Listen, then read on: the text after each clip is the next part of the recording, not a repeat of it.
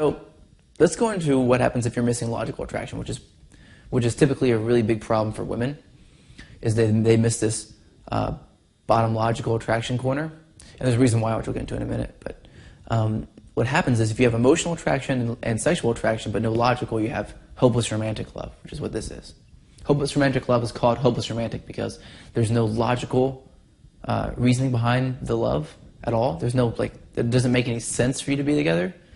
So you're fighting against all these odds, and it's essentially trying to supply this logical attraction, which is why it's called hopeless, because as long as you're ignoring the logistical issues in a relationship, then you are hopeless, right? So, but let's talk about the other side. What if you have sexual and logical, but no emotional, which means you have the right place, the right time, and I'm sexually attracted to you. That's called superficial love. That's like, a friend with benefits, pretty much. And that has no emotional attraction. Now, the reason why it has no emotional attraction is because no one built the emotional attraction. So you can actually build emotional attraction with someone. You can walk up and build rapport, and that emotional attraction will be there, and you can do it with anybody. So besides that, though, let's take down, now if there's no sexual and you just have logical and emotional, that's called friendship, right? That's pretty normal, and it's pretty easy to spot that. So what naturally happens is when you're missing a corner, say for sexual attraction, just if you're missing emotional or logical attraction specifically, then there's a natural draw in the relationship to supply artificially that area that they're missing. So let's say that you have a hopeless romantic relationship, which I said before was emotional and sexual. Then at some point there's going to be a natural drive to supply logical emotion, or logical attraction, sorry, to supply logical attraction.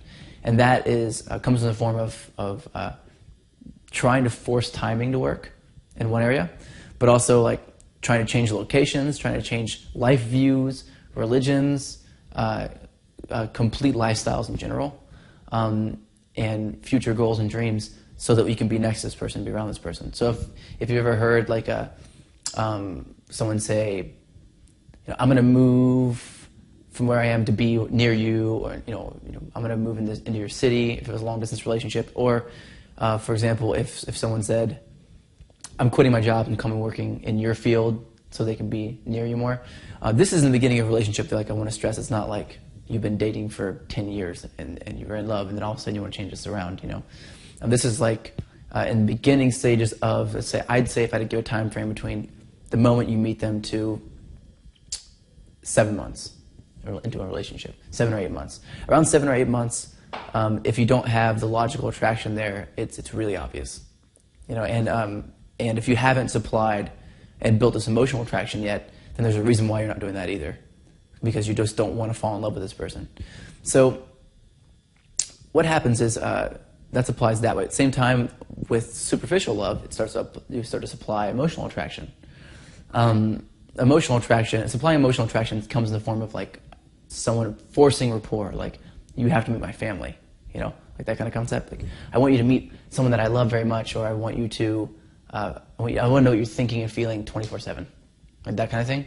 And typically, it's pretty simple to place yourself in these categories. Women typically are trying to supply emotional attraction, and men are typically trying to supply logical attraction. So it's so funny that when you're in a hopeless romantic relationship, the man is usually the one who tries to say he's going to leave and do something new to change things for the woman, usually. And then whenever it's a superficial love relationship, where it's just like a friend with benefits, the woman is typically the one to try to build that emotional rapport unconsciously. And the reason why women are more prone to hopeless romantic relationships and men are more prone to superficial love relationships is because of their gender roles.